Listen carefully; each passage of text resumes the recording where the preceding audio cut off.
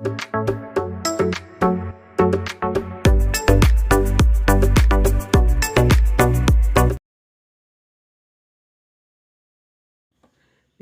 ഏവർക്കും study Nifty മലയാളത്തിന്റെ daily market ന്യൂസിലേക്ക് സ്വാഗതം. ഇന്ന് മെയ് 21 ബുധനാഴ്ചയാണ്.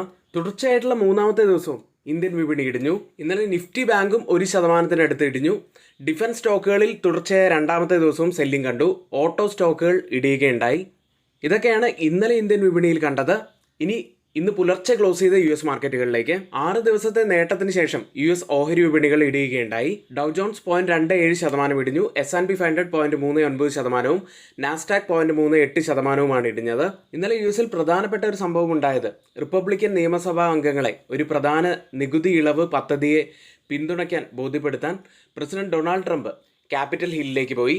ഈ പദ്ധതി US സർക്കാരിന്റെ $36.2 ട്രില്യൺ കടം 3 മുതൽ $5 ട്രില്യൺ വരെ വർദ്ധിപ്പിക്കുമെന്ന് വിദഗ്ധർ പറയുന്നു. ഇന്നലെ S&P 500-ൽ 11-ൽ 8 സെക്ടറുകളും ഇടിയുകയുണ്ടായി.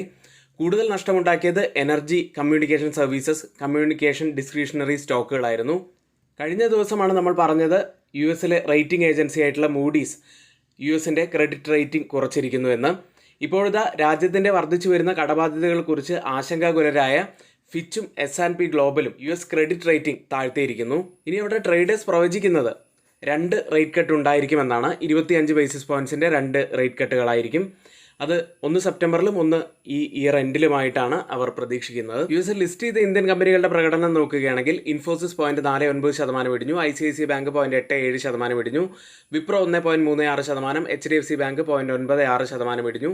ഡോക്ടർ റെഡ്ഡി 0.24% നേട്ടത്തിൽ ക്ലോസ് ചെയ്തു. US 10-year ട്രഷറി ബോണ്ട് ഈൽഡുകൾ ഇന്നലെ നേട്ടമുണ്ടാക്കി. യൂറോപ്യൻ വിപണി ഇന്നലെ ഇടിഞ്ഞുമാണ് ക്ലോസ് ചെയ്തിട്ടുള്ളത്. ക്രിപ്റ്റോ കറൻസിയിലേക്ക് വന്നാൽ ബിറ്റ്കോയിൻ $106,000 ട്രേഡ് ചെയ്യുന്നത് 1% നേട്ടത്തിലാണ്. ഗോൾഡ് പ്രൈസിലേക്ക് വന്നാൽ സ്പോട്ട് ഗോൾഡ് ഇന്നലെ ഏകദേശം 1.5% നേട്ടത്തിലാണ് ക്ലോസ് ചെയ്തിട്ടുള്ളത്. കേരളത്തിലെ ഗോൾഡ് പ്രൈസ് പവന് 69,680 രൂപയാണ്. ഓയിൽ പ്രൈസുകൾ ഇന്നലെ ചെറിയ ഒരു ഇടിവിലേക്ക് പോയി. ഇന്നത്തെ ഏറ്റവും ഹൈലൈറ്റ് ആയിട്ടുള്ള കുറച്ച് വാർത്തകളാണ് നമ്മളിവിടെ ഷെയർ ചെയ്തിരിക്കുന്നത്. ഇനി ആർക്കെങ്കിലും നമ്മുടെ പെയ്ഡ് എഡ്യൂക്കേഷൻ ടെലഗ്രാം ചാനലിലോ നമ്മുടെ ഓൺലൈൻ ഓഫ്ലൈൻ ബാച്ചുകളിലോ ജോയിൻ ചെയ്യാൻ താല്പര്യമുണ്ടെങ്കിൽ തൊട്ടുമുകളിൽ നമ്മളിവിടെ കൊടുത്തിരിക്കുന്ന വാട്സ്ആപ്പ് നമ്പറിൽ മെസ്സേജ് അയച്ച് ജോയിൻ ചെയ്യാവുന്നതാണ്. വീഡിയോ എല്ലാവരും ലൈക്ക് ചെയ്തു എന്ന് പ്രതീക്ഷിക്കുന്നു. ചാനൽ ആരെങ്കിലും സബ്സ്ക്രൈബ് ചെയ്യാൻ മറന്നു പോയിട്ടുണ്ടെങ്കിൽ ദയവ് ചെയ്ത് ചാനൽ കൂടി ഒന്ന് സബ്സ്ക്രൈബ് ചെയ്യുക. ഇന്നത്തെ പ്രധാനപ്പെട്ട കുറച്ച് വാർത്തകളിലേക്ക്. ഉയർന്ന താരിഫുകൾ ഒഴിവാക്കാൻ ജൂലൈ 8-ന് മുൻപായി US-മായി ഒരു മിനി വ്യാപാര കരാർ വേഗത്തിൽ ആക്കാൻ ഇന്ത്യ ശ്രമിക്കുന്നു. ഇന്ത്യ കയറ്റുമതിയിൽ 26% ഇടക്കാല താരിഫ് ഏർപ്പെടുത്തിയിട്ടുണ്ട്. എന്നാൽ 90 ദിവസത്തേക്ക് അതിപ്പോൾ താൽക്കാലികമായി നിർത്തിവെച്ചിരിക്കുകയാണ്. ഇപ്പോൾ 10% താരിഫാണ് US ഏർപ്പെടുത്തിയിരിക്കുന്നത്. ചർച്ചകൾ മുന്നോട്ട് കൊണ്ടുപോകുന്നതിനായി വാണിജ്യമന്ത്രി പീയൂഷ് ഗോയൽ വാഷിംഗ്ടൺ US വാണിജ്യ സെക്രട്ടറി ഹോവേർഡ് ലൂട്ട്നിക്കിനെ കണ്ടിരുന്നു. മറ്റൊരു പ്രധാനപ്പെട്ട വാർത്ത കൂടിയുള്ളത്, ഏപ്രിൽ ഇന്ത്യയുടെ കോർ സെക്ടർ വളർച്ച 0.5% കുറഞ്ഞു. 8 മാസത്തിനിടയിലെ ഏറ്റവും താഴ്ന്ന നിരക്കാണിത്. റിഫൈനറി ഉൽപ്പാദനം വർഷം തോറും 4.5% കുറഞ്ഞു. ക്രൂഡ് ഓയിൽ 2.8% ഇടിഞ്ഞു. വളം 4.2%-മായി ചുരുങ്ങി. മറ്റ് മേഖലകൾ വളർന്നിട്ടുണ്ടെങ്കിലും വേഗത കുറഞ്ഞിരിക്കുന്നു. കൽക്കരി 3.5%, സിമന്റ് 6.7%, സ്റ്റീൽ 3%, വൈദ്യുതി 1%, പ്രകൃതിവാതകം 0.4%. ഏതായാലും ഇപ്പോൾ ഈ പുറത്തു വന്നിരിക്കുന്ന ഡാറ്റ സ്ലൈറ്റ്ലി നെഗറ്റീവ് തന്നെയാണ്. പക്ഷേ നമ്മൾ ലോങ് ടേമിലേക്ക് നോക്കുമ്പോൾ ഗവൺമെൻറ് പോളിസിയും എക്കണോമിക് ഡാറ്റയും ഒക്കെ വെച്ച് പരിശോധിക്കുമ്പോൾ ഇനി ലോങ് ടേമിലേക്ക് പോസിറ്റീവ് ആവാനുള്ള സാധ്യതകൾ കൂടുതൽ തന്നെയാണ്. പുറത്തു വന്ന പ്രധാനപ്പെട്ട കമ്പനികളുടെ റിസൾട്ടുകളിലേക്ക്. ആദ്യം ഡിക്സൺ ടെക്നോളജീസ്. ഇയർ ഓൺ ഇയറിൽ 379% വർധനവാണ് നെറ്റ് പ്രോഫിറ്റിൽ രേഖപ്പെടുത്തിയിരിക്കുന്നത്. 465 കോടി രൂപയിലാണ് ഇപ്പോൾ പ്രോഫിറ്റ് പുറത്തു വന്നത്. ടോട്ടൽ ഇൻകമായി പുറത്തു വന്നത് 10,304 കോടി രൂപയാണ്.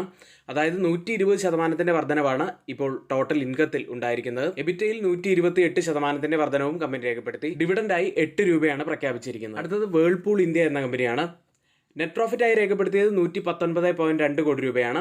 ഇയർ ഓൺ ഇയറിൽ 53% വർധനവാണ് കമ്പനി നെറ്റ് പ്രോഫിറ്റിൽ രേഖപ്പെടുത്തിയത്. ഇയർ ഓൺ ഇയറിൽ റവന്യൂവിൽ 15.6% വർധനവും രേഖപ്പെടുത്തി. 204.7 കോടി രൂപയിലാണ് ഇപ്പോൾ റവന്യൂ ഉള്ളത്.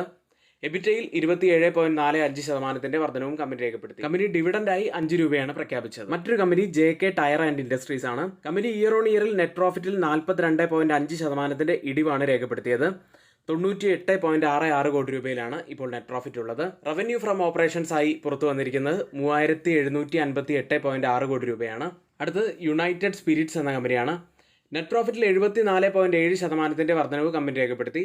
റവന്യൂവിൽ 8.9% വർധനവുമാണ് കമ്പനി രേഖപ്പെടുത്തിയത്. അടുത്തത് ആസ്റ്റർ DM ഹെൽത്ത് കെയർ ആണ്.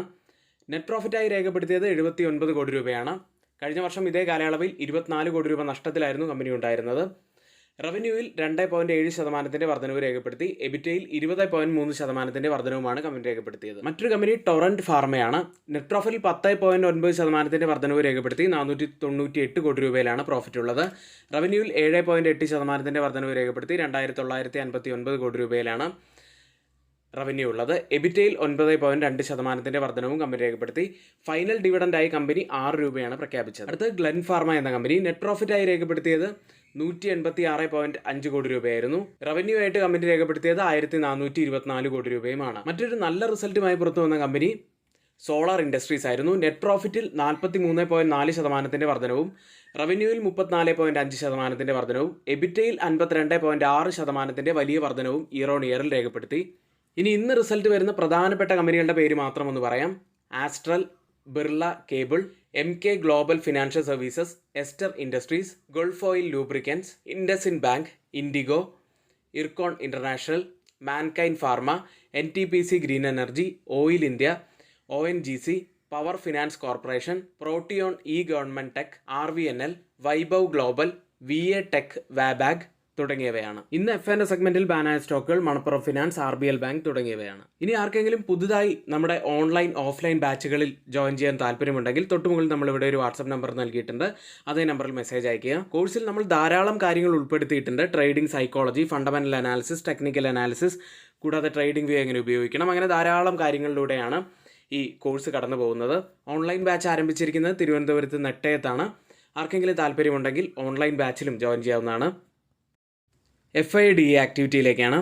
FIS 10,016 കോടി രൂപയ്ക്കാണ് ഇന്നലെ സെല്ല് ചെയ്തത്. DIS ആവട്ടെ 6,739 കോടി രൂപയ്ക്ക് ബൈ ചെയ്തു. ഫെബ്രുവരി മാസത്തിനൊക്കെ ശേഷം ഇത് ആദ്യമായിട്ടാണ് ഇത്രയും വലിയൊരു സെല്ലിംഗ് FISന്റെ ഭാഗത്തു നിന്നും ഒരു സിംഗിൾ ഡേയിൽ ഉണ്ടാകുന്നത്. ഏഷ്യൻ മാർക്കറ്റുകളിലേക്ക് 6 ദിവസത്തെ നേട്ടത്തിന് ശേഷം ഇന്നലെ US മാർക്കറ്റുകൾ ഇടിഞ്ഞതോടെ ഇന്നിപ്പോൾ ഓപ്പൺ ചെയ്തിരിക്കുന്ന ഏഷ്യൻ മാർക്കറ്റുകൾ മിക്സഡ് ആയിട്ടാണുള്ളത്. ജപ്പാൻ മാർക്കറ്റിൽ നിക്കി 0.21% ഇടിവിലാണ്. സിംഗപ്പൂർ മാർക്കറ്റ് 0.17% ഇടിവിൽ. തായ്വാൻ മാർക്കറ്റ് 0.66% നേട്ടത്തിൽ. കോസ്പി മാർക്കറ്റ് 0.89% നേട്ടത്തിൽ ഇപ്പോൾ ട്രേഡ് ചെയ്യുന്നു. ഗിഫ്റ്റ് നിഫ്റ്റി ഉള്ളത് 24,800 എന്ന നിലയിൽ 26 പോയിന്റ്സ് അപ്സൈഡിലാണ് ഇപ്പോൾ ട്രേഡ് ചെയ്യുന്നത്. ഇപ്പോൾ സമയം രാവിലെ 7 മണിയാണ്. ഇപ്പോഴത്തെ ഈ ഒരു നില വെച്ച് നിഫ്റ്റിയിൽ ഏകദേശം 20 പോയിന്റ്സിന്റെ ഒക്കെ ഒരു ഗ്യാപ്പ് അപ്പ് ഓപ്പണിങ്ങിനാണ് സാധ്യതയുള്ളത്. ഓയിൽ പ്രൈസുകളിലേക്ക്. US ഇറാൻ ചർച്ചകളും റഷ്യ ഉക്രൈൻ സമാധാന ശ്രമങ്ങളും അനിശ്ചിതമായി നീളുന്നതുകൊണ്ട് തന്നെ ചൊവ്വാഴ്ച എണ്ണവില നേരിയ തോതിൽ ഇടിയുകയുണ്ടായി. ബ്രന്റ് ഫ്യൂച്ചേഴ്സ് ഉള്ളത് $66.33 പെർ ബാരൽ എന്ന നിലയിൽ 1.07% നേട്ടത്തിൽ. WTI ഉള്ളത് $63.01 പെർ ബാരൽ എന്ന നിലയിൽ 1.58% നേട്ടത്തിൽ ഇപ്പോൾ ട്രേഡ് ചെയ്യുന്നു. ഇന്ന് നിഫ്റ്റിയിലും ബാങ്ക് നിഫ്റ്റിയിലും ശ്രദ്ധിക്കേണ്ട ഏറ്റവും പ്രധാനപ്പെട്ട കുറച്ച് കാര്യങ്ങളിലേക്ക്. നിഫ്റ്റി 24,683-ൽ 261 പോയിന്റ്സ് ഇടിഞ്ഞാണ് ഇന്നലെ ക്ലോസ് ചെയ്തിട്ടുള്ളത്. ഏകദേശം 1% മുകളിലാണ് ഇന്നലെ ഇടിഞ്ഞത്. ഇന്നലെ നമ്മൾ പറഞ്ഞ ക്രൂഷ്യൽ ആയിട്ടുള്ള സപ്പോർട്ടായിട്ടുള്ള 24,850 ഇതോടെ ബ്രേക്ക് ചെയ്തിരിക്കുന്നു. ഇനി ഡൗൺ സൈഡിൽ പ്രധാനപ്പെട്ടതാവാൻ സാധ്യതയുള്ളത് 24,500 മുതൽ 24,400 വരെയുള്ള ആ ഒരു സോൺ തന്നെയാണ്. ഡൗൺ സൈഡിൽ 2 പ്രധാനപ്പെട്ട കാര്യങ്ങളാണ് ഇനി നമ്മൾ ശ്രദ്ധിക്കേണ്ടത്. വ്യാഴാഴ്ചത്തെ ലോ ബ്രേക്ക് ചെയ്യുകയാണെങ്കിൽ അത് ബിയറിഷ്നെസ്സിൻ്റെ ഒരു സൂചനയാണ്. കൂടാതെ ഇപ്പോഴത്തെ നിങ്ങൾ താഴെ കാണുന്ന ആ ഒരു ഡൗൺ സൈഡിലെ സപ്പോർട്ട് ട്രെൻഡ് ലൈൻ അത് ബ്രേക്ക് ചെയ്യുകയാണെങ്കിലും ഇത് രണ്ടും ഏകദേശം ഒരേ സമയത്തായിരിക്കും നടക്കുന്നത്. അങ്ങനെയാണെങ്കിൽ കുറച്ചുകൂടി ബിയറിഷ്നെസ് കൂടി എന്നത് തന്നെയാണ് നമുക്ക് കാണാൻ കഴിയുക. ഈ ഒരു സോണിൽ നിന്നും ഒരു ബൗൺസ് ബാക്ക് ലഭിക്കാനുള്ള സാധ്യതകളുമുണ്ട്. പക്ഷേ കൃത്യമായിട്ടുള്ള കൺഫർമേഷനുകൾ നമുക്ക് ലഭിക്കേണ്ടതുണ്ട്. ഡൗൺ സൈഡിൽ 20 ഡേ EMA ഉള്ളത് 24,450 ലെവലിലാണ്. അടുത്തതായി change in open interest data പ്രകാരം കോൾ സൈഡിലും പുട്ട് സൈഡിലും വന്ന വ്യത്യാസങ്ങളാണ്. 24,700 സ്ട്രൈക്കിൽ 8% വർധനവ് പുട്ട് സൈഡിൽ കാണാം, ലോങ് ബിൽഡപ്പാണ്. കോൾ സൈഡിൽ 400% വർധനവ് ഒരു ഷോർട്ട് ബിൽഡപ്പാണ് കാണുന്നത്. 24,650 സ്ട്രൈക്കിൽ 98% വർധനവ് പുട്ട് സൈഡിൽ ലോങ് ബിൽഡപ്പ്. കോൾ സൈഡിൽ 145% വർധനവ് ഒരു ഷോർട്ട് ബിൽഡപ്പാണ് കാണുന്നത്. 24,750 സ്ട്രൈക്കിൽ 68% വർധനവ് പുട്ട് സൈഡിൽ ലോങ് ബിൽഡപ്പ്. കോൾ സൈഡിൽ 968% വർധനവ് ഒരു ഷോർട്ട് ബിൽഡപ്പും കാണാം. ഈ 3 സ്ട്രൈക്കും കമ്പയർ ചെയ്യുമ്പോൾ മാർക്കറ്റിനെ മുകളിലേക്ക് കൊണ്ടുപോകാൻ കഴിവുള്ള പുട്ട് സെല്ലേഴ്സ് വീക്കാണെന്നും കോൾ സെല്ലേഴ്സ് നല്ല ശക്തിയോടെ നിൽക്കുന്നുവെന്നുമാണ് കാണുന്നത്. കൂടുതൽ ഓപ്പൺ ഇൻട്രസ്റ്റ് റൈറ്റ് ചെയ്തിരിക്കുന്ന സ്ട്രൈക്കുകൾ നോക്കാം. ആദ്യം 25,000-ലാണ്, അതിനുശേഷം 25,500-ലാണ് കോൾ സൈഡിൽ കൂടുതൽ ഓപ്പൺ ഇൻട്രസ്റ്റ് റൈറ്റ് ചെയ്തിരിക്കുന്നത്. അതിനുശേഷം 26,000 സ്ട്രൈക്കിലും. പുട്ട് സൈഡിൽ കൂടുതൽ ഓപ്പൺ ഇൻട്രസ്റ്റ് റൈറ്റ് ചെയ്തിരിക്കുന്ന ആദ്യത്തെ സ്ട്രൈക്ക് 24,500, അതിനുശേഷം 24,000 സ്ട്രൈക്ക്, അതിനുശേഷം 24,700 സ്ട്രൈക്കിലുമാണ്. ഓപ്പൺ ഇൻട്രസ്റ്റ് ഡാറ്റ പ്രകാരം റെസിസ്റ്റൻസ് ആവാൻ സാധ്യതയുള്ളത് 25,000 സപ്പോർട്ട് ആവാൻ സാധ്യതയുള്ളത് 24,500 ബാങ്ക് നിഫ്റ്റിയിലേക്ക് 54,877 543 പോയിന്റ്സ് അഥവാ 1% ഇടിഞ്ഞാണ് ബാങ്ക് നിഫ്റ്റി ക്ലോസ് ചെയ്തിട്ടുള്ളത്. ബാങ്ക് നിഫ്റ്റി 10-ഡേ EMA ഇതോടെ ബ്രേക്ക് ചെയ്തിരിക്കുന്നു. കൂടാതെ ഇനി പ്രധാനപ്പെട്ട ഒരു സപ്പോർട്ട് ഡൗൺ സൈഡിലാവാൻ സാധ്യതയുള്ളത് 54,519 20-ഡേ EMA ഉള്ളതും ഈ ഒരു ലെവലിൽ തന്നെയാണ്. ബാങ്ക് നിഫ്റ്റിയെ സംബന്ധിച്ച് 55,400 450 ലെവൽ ബ്രേക്ക് ചെയ്യാൻ ഇതുവരെയും സാധിച്ചിട്ടില്ല. അത് പ്രധാനപ്പെട്ട ഒരു കടമ്പയായി ഇപ്പോഴും ബാങ്ക് നിഫ്റ്റിക്ക് നിലകൊള്ളുന്നു. ഇനി മാക്സിമം ഓപ്പൺ ഇൻട്രസ്റ്റ് റൈറ്റ് ചെയ്തിരിക്കുന്ന സ്ട്രൈക്കുകൾ നോക്കിയാൽ ഒരു റെസിസ്റ്റൻസ് ആവാൻ സാധ്യതയുള്ളത് 55,000 സപ്പോർട്ട് ആവാൻ സാധ്യതയുള്ളത് 54,000 മറ്റൊരു കാര്യമുള്ളത്, ഇനി ആർക്കെങ്കിലും നമ്മുടെ പെയ്ഡ് എഡ്യൂക്കേഷൻ ടെലഗ്രാം ചാനലിൽ ജോയിൻ ചെയ്യാൻ താല്പര്യമുണ്ടെങ്കിൽ തൊട്ടുമുകളിൽ നമ്മളിവിടെ ഒരു വാട്സപ്പ് നമ്പർ നൽകിയിട്ടുണ്ട്. ആ നമ്പറിൽ മെസ്സേജ് അയച്ച് ജോയിൻ ചെയ്യാവുന്നതാണ്. ഇനി നമ്മുടെ ഫ്രീ വാട്സപ്പ് ഗ്രൂപ്പിൽ നിങ്ങൾക്ക് ജോയിൻ ചെയ്യാവുന്നതാണ്. അതിൻ്റെ ലിങ്ക് നമ്മൾ കമൻറ്റ് ബോക്സിലാണ് പിൻ ചെയ്തിരിക്കുന്നത്. ടെലഗ്രാം ഗ്രൂപ്പിൽ കൊടുക്കുന്ന എല്ലാ എഡ്യൂക്കേഷണൽ വ്യൂസിൻ്റെ അപ്ഡേറ്റുകൾ നമ്മൾ നമ്മുടെ വാട്സപ്പ് ഗ്രൂപ്പിൽ നൽകാറുണ്ട്. ഇനി ആർക്കെങ്കിലും പുതിയൊരു ഡിമാറ്റ് അക്കൗണ്ട് ഓപ്പൺ ചെയ്യണമെന്നുണ്ടെങ്കിൽ അതിൻ്റെ ലിങ്ക് നമ്മൾ ഡിസ്ക്രിപ്ഷൻ ബോക്സിലാണ് നൽകിയിരിക്കുന്നത്. ഇന്നിവിടെ പറഞ്ഞ എല്ലാ കാര്യങ്ങളും ഏറ്റവും ഓതറൈസ്ഡ് ആയിട്ടുള്ള സൈറ്റുകളായ Moneycontrol, Mint, Reuters, NBC, Financial Express തുടങ്ങിയ മാധ്യമങ്ങളിൽ നിന്നാണ് നമ്മൾ എടുത്തിരിക്കുന്നത്. മറ്റുള്ളവയെല്ലാം നമ്മുടെ വ്യൂസ് മാത്രമാണ്, ഒരിക്കലും റെക്കമെൻഡേഷൻ അല്ല. നിങ്ങളുടെ എഡ്യൂക്കേഷണൽ പർപ്പസിന് വേണ്ടി മാത്രമാണ് ഷെയർ ചെയ്തിട്ടുള്ളത്. എങ്കിൽ ഇന്നത്തെ ഈ വീഡിയോ ഇവിടെ പൂർത്തിയാവുന്നു. ഏവർക്കും നന്ദി.